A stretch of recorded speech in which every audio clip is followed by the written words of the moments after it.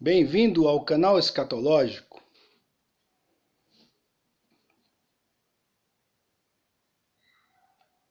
Bom, então nós vimos no vídeo anterior alguns argumentos para provar a origem grega do Novo Testamento. Então, vimos Pilatos, né, quando ele trouxe Jesus, vimos Lucas explicando, né, que Pilatos se sentou no tribunal, no lugar chamado pavimento. João, então, traduziu para os seus leitores, dizendo que em hebraico, pavimento era Gábata. Saiu para o lugar chamado Caveira, que em hebraico se chama Gólgota. Também tem essa tradução em João 19:17.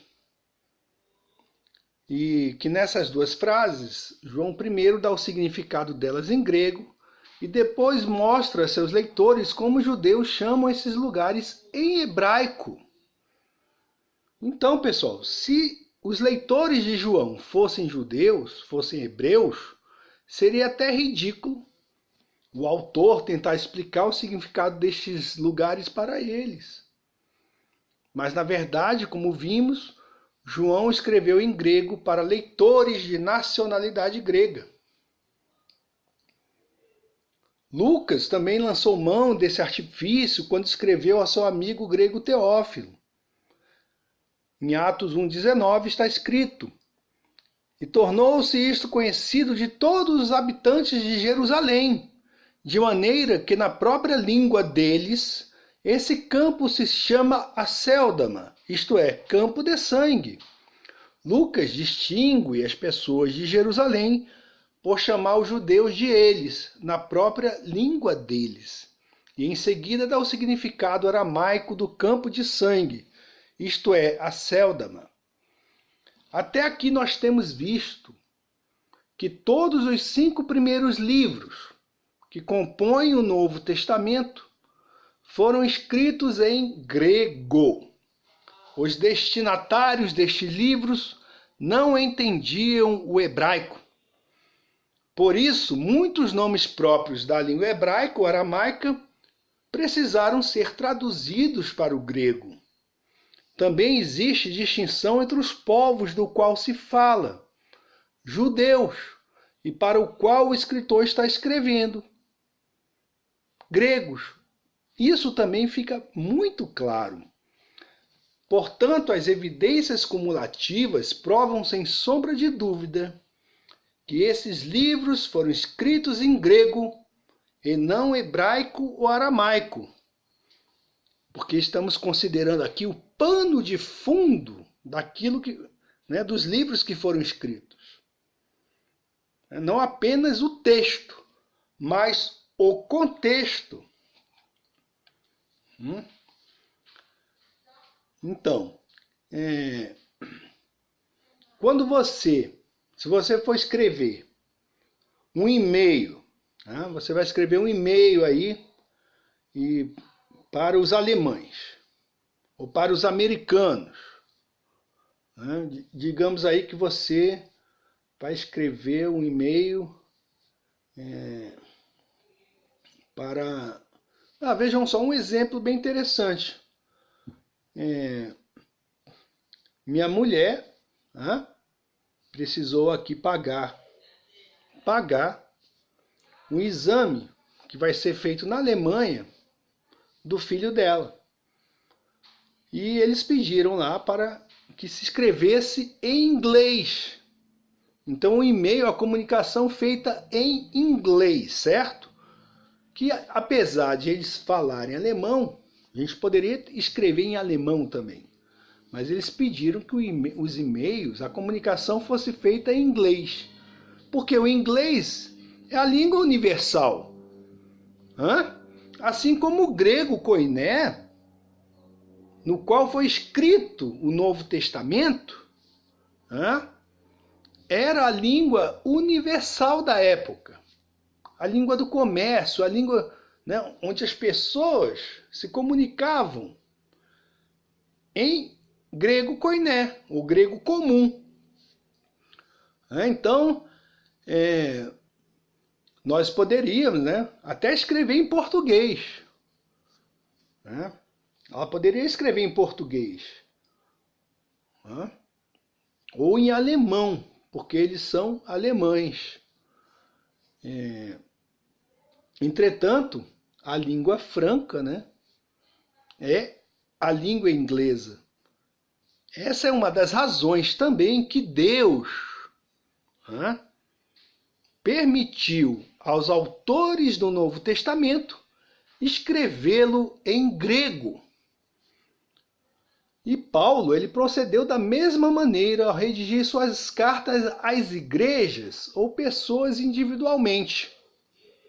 Todos os seus escritos foram escritos em grego, principalmente porque os destinatários das cartas de Paulo tinham como idioma o idioma grego. Paulo, vejam só, Paulo não era apenas um judeu, mas ele também era um cidadão romano. Como cidadão romano, ele poderia viajar livremente por todo o império. Paulo visitou várias cidades gregas e conheceu seus costumes, arte, cultura e religião. Todas as suas epístolas, todas as epístolas ou as cartas que Paulo escreveu foram escritas em grego e para igrejas gregas. Vejam só, ele escreveu para Corinto, para Gálatas, para Éfeso, para Colossos, Filipos, Tessalônica, ou para pessoas gregas, como Tito, Timóteo e Filemon. Pensa bem aí. Teria alguma razão lógica para Paulo escrever em hebraico ou aramaico para essas pessoas? Ou para essas comunidades? Bom, é óbvio, pessoal, que Paulo iria escrever em grego e não em hebraico. Então é uma forçação de barra muito grande o sujeito afirmar que o Novo Testamento foi escrito em hebraico. Você pode dar um dislike aí, meu filho, mas isso não vai mudar. O seu dislike não vai mudar a realidade dos fatos. E outra coisa, vejam só. Paulo conhecia a cultura grega. Paulo conhecia bem de perto os Jogos Olímpicos. Ele chega a usar termos esportivos, vejam só, como figura de linguagem, a fim de ilustrar as verdades espirituais. Ele fala, por exemplo, em coroa, em 1 Coríntios 9:25, em 2 Timóteo 2:5, ele se refere a atleta. Ele também conhecia os poetas gregos. E em Atos 17:28, fala deles. Também fala desses poetas em 1 Coríntios 15:33. E se refere aos filósofos cretenses na Epístola para Tito 1:12. Paulo, escrevendo aos romanos que não conheciam a língua aramaica, vejam só, precisou traduzir uma palavra que para qualquer judeu era fácil o significado. Trata-se da palavra Abba, que significa pai. Isto prova que o livro aos Romanos, vejam só, a Epístola aos Romanos, não foi escrita em hebraico ou aramaico, mas em grego. Romanos 8,15. Bom, mas o que dizer então da Epístola aos Hebreus? Não foi Paulo quem a escreveu? Ora, se esta epístola foi escrita de fato para crentes hebreus, foi na língua hebraica e não grega. Bom, a objeção levantada acima, apesar de sustentar um verniz de lógica, porque se eu estou me dirigindo a hebreus, né, tenho que escrever em hebraico. Bom, mas essa objeção ela não procede.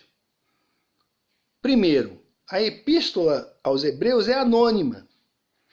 Segundo, é diferente das cartas paulinas, cuja introdução ou desfecho trazia o nome do autor.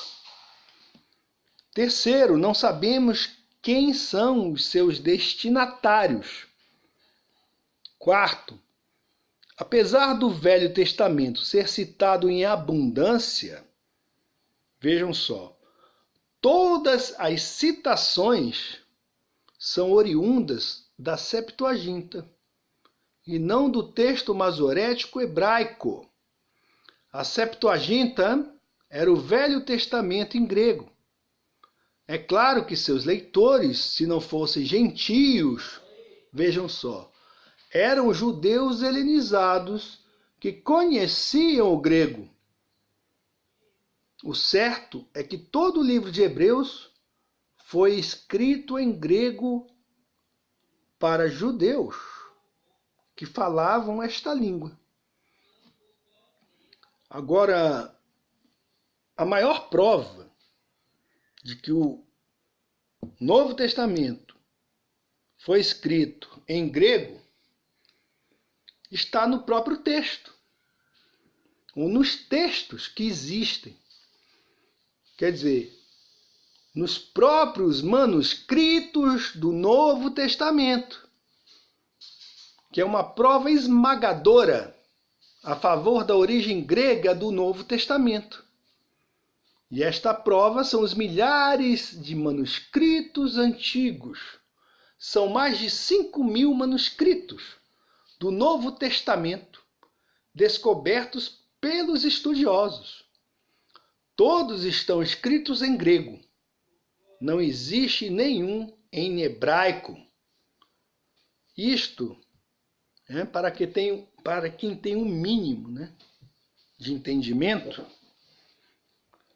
Isto é prova suficiente, pessoal, de que todo o Novo Testamento foi escrito em grego. Até mesmo os manuscritos encontrados nas cavernas de Qumran, no Mar Morto, atribuídos ao Novo Testamento, estão em grego. Isso se torna mais importante pelo fato de que os essênios eram judeus extremistas. Eram judeus extremistas. Judeus extremistas. De fala hebraica. Eram os religiosos e daqueles bem, né, bem carolas mesmo, né? E todos os manuscritos do Velho Testamento encontrados nas cavernas estão em hebraico. Do Velho Testamento em hebraico. Até mesmo os Novos Testamentos traduzidos para o hebraico são versões das cópias de manuscritos gregos. Os Novos Testamentos traduzidos para a língua hebraica são versões das cópias de manuscritos gregos. Isso é um fato muito importante. Pense um pouco. Se o Novo Testamento, como dizem os adeptos, por exemplo, da seita do nome sagrado, porque eles não aceitam, eles são seita porque não aceitam a verdade nua e crua a respeito, por exemplo, da origem do Novo Testamento. Então, se o Novo Testamento foi originalmente escrito em hebraico, por que todas estas edições em hebraico precisaram ser traduzidas do grego? Se porventura existisse um manuscrito em hebraico, era só copiá-lo, né? Há uma resposta simples para esta pergunta. É porque não existe nenhuma cópia antiga hebraica do Novo Testamento. Todos os manuscritos antigos foram escritos em grego. Mas para tentar derrubar esta prova clara a favor do Novo Testamento em grego, os adeptos do movimento do nome sagrado apelam para especulações e teorias sem fundamento. Alguns, por exemplo, afirmam que o original hebraico está escondido na Biblioteca do Vaticano. Então talvez tenha que chamar aquele cara lá, do livro lá, do Dan Brown, né? Que é interpretado no cinema pelo Tom Hanks. Eu esqueci o nome do sujeito, qual que é mesmo? Ah, é o Robert Langdon, sim. Talvez tenha que chamar o Robert Langdon para descobrir, né? Onde está aí, lá no Vaticano, esse original hebraico do Novo Testamento. Então outros ainda acreditam que pesquisas nas cavernas do Mar Morto ainda poderão trazer à tona esses manuscritos em hebraico, mas até segunda ordem, né? Mas na verdade, nós sabemos que nenhuma dessas especulações tem fundamento e não são verdadeiras. Porque, primeiro, não há prova alguma de que o Vaticano tenha escondido um manuscrito em hebraico do Novo Testamento. Esse aí é um argumento fanatizado, né? Aí o pessoal da teoria da conspiração, é claro, como já dissemos aqui no canal, conspirações existem. Ainda vou fazer um vídeo sobre isso. Existe conspiração, sim, né? Mas, meu amigo, aquilo que é verificável, né, você pode afirmar que é verdade, ou indício de verdade. Mas algo que é mera especulação, você não pode nem colocar no âmbito de uma conspiração. Por exemplo, tem um vídeo aqui no canal que a gente fala a respeito da Terceira Guerra Mundial. E que a Primeira e a Segunda Guerra Mundial elas foram planejadas pelos Illuminati. Mas há um aspecto material a respeito disso, que são as cartas que Albert Pike escreveu para Giuseppe Mazzini, que estão em um museu e mostram lá o planejamento da Primeira, da Segunda e da Terceira Guerra Mundial. E as previsões das consequências dessas guerras, que estão nessas cartas, se cumpriram. Então aí é uma forte evidência de que houve um conluio, houve um planejamento, né? Algo por trás dos bastidores que nós chamamos conspiração, que é inspirar junto, né? Em conjunto. Então alguém preparou, né? Certo? Então a palavra de Deus fala desses agentes humanos também, preparando o cenário para a segunda vinda de Cristo. Eles não estão preparando o cenário para a vinda do anticristo, não. O anticristo vai ser uma página de rodapé na história, porque Cristo vai retornar em glória e destruir, né, a arrogância desses caras, daqueles que adoram ou adorarão ao anticristo, aquilo que é contra Cristo, né? Então, eles dizem, né, um monte de bobagem e querem afirmar que isso é uma prova.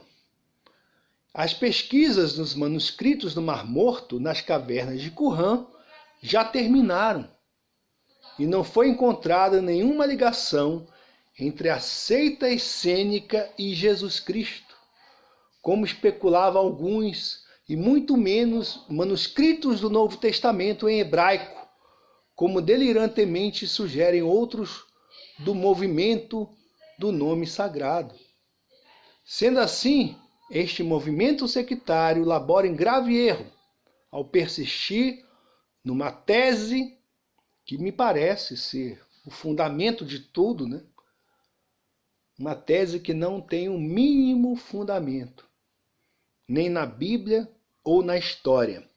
É o mesmo caso do livro de Mórmon, né? Que o livro de Mórmon diz que Jesus ressuscitou e foi pregar aos ameríndios. E em certo momento naquele livro, eles falam sobre cavalos. Acontece que os cavalos têm origem na Europa. E só vieram aqui para o Novo Mundo após o descobrimento das Américas. Tá? Então, muito cuidado com as coisas que têm surgido aí, coisas novas, parece novo, né? Mas Salomão disse que nada há de novo debaixo do sol, principalmente com respeito àqueles que querem desqualificar a palavra de Deus e a sua vontade. Deus quis revelar o Novo Testamento em grego. Ele quis isso. Na plenitude dos tempos, quando o grego koiné era a língua franca, utilizada pela maioria das nações ali, né? Era um meio de comunicação. Deus quis assim. E isso vocês não vão mudar. Fica a dica.